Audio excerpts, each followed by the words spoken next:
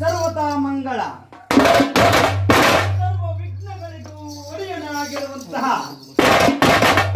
ಶ್ರೀ ವಿಘ್ನೇಶ್ವರನ ಅಡಿದಾವರೆಗಳಿಗೆ ವಂದಿಸುತ್ತಾ ಹೋಗರ್ತಾಗಿ ಸಂಪ್ರತ್ತು ಹೋಗರ್ತಾಗಿ ಪ್ರತಿಪದಿಯೇ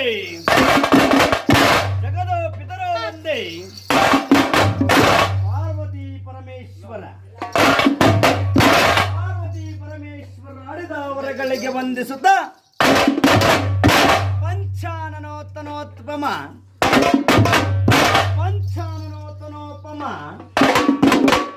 ಪಂಚಸೂತ್ರೋ ಒಂದೇ